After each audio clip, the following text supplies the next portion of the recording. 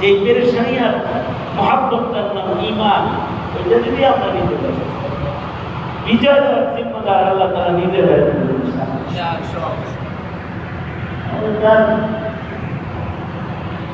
উপায় আমাদের চোখের সামনে যদি রামায়ণীদের উপস্থিতি যদি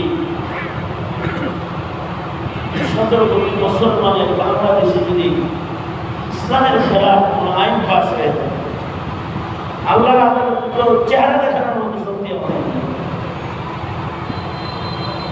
এই জন্যে একটা তিন হেফাজতের এক মহান যুদ্ধ, অস্ত্রের যুদ্ধ না, কিন্তু আমাদের অর্জনটাই যথেষ্ট। আমাদের মুসলমানদের অর্জন দিয়ে যে অর্জনটা হয়, এইটা অনেক বড় মহাশক্তি। কারণে দিনের যে কোনো সম্পর্কে নীরব থাকা, এটা আমাদের আকাবিদের সুন্নাত না। আমাদের আকাবিদের সুন্নাত হলো যতটুকু শক্তি আছে অতটুকু দিয়ে আমরা পরিবার।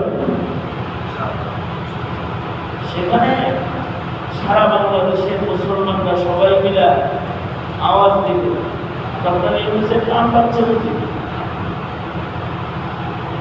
হাসিনা এত বছর ধরে দেশ চালায়, মোল্লা মুর্শিদের খেলাফ দাঁড়ায়, জমির দিকে থাকতে পারে না, পালায় ইন্ডিয়া বসে রয়েছে। ডক্টর ইউনূস এই নারী কমিশনকে প্রশ্রয় দিবে, ডক্টর ইউনূসের পিঠে চামড়া রাখতে লেগেছে।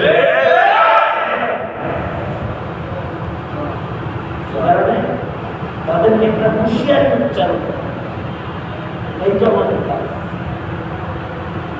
আমরা হুঁশিয়ারি উচ্চারণ করবো, শুধু মদত করবেন আল্লাহ তাআলা। আমাদের পরিপূর্ণ ইখলাস ও মুহাব্বতের সাথে সামনে যেতে, এটা দরদ লাগবে, দরদ। এই দরদটার নাম ঈমান।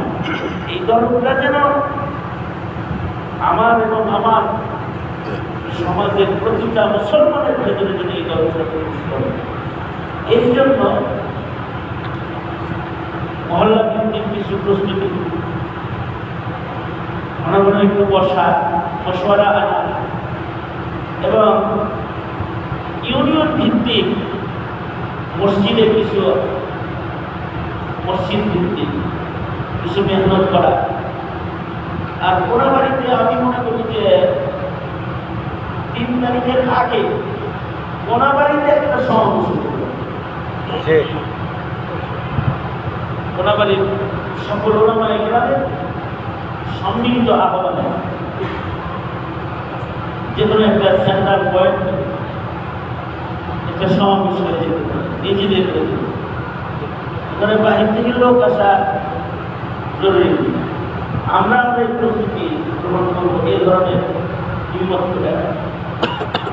যদি ওয়ার্ড ভিত্তিক কোনো মসজিদ ভিত্তিক জমায়েত হয়, তাহলে এই ধরনের কাজ করবো।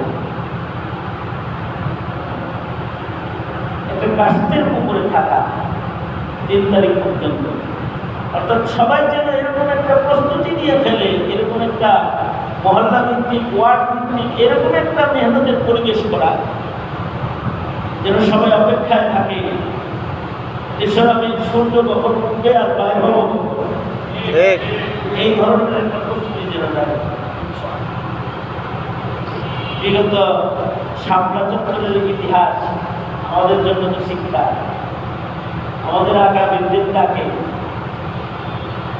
সেই পদ্মা, ওইদিকে মাওয়া, এইদিকে পদ্মা, ওইদিকে কুমিল, কি বলে কাশপুর, এর উপরে কুমিল্লার ওইদিক থেকে এদিক দিয়ে লোকসিদ্ধি, আর এদিক দিয়ে গাজীপুর, এই পয়েন্ট।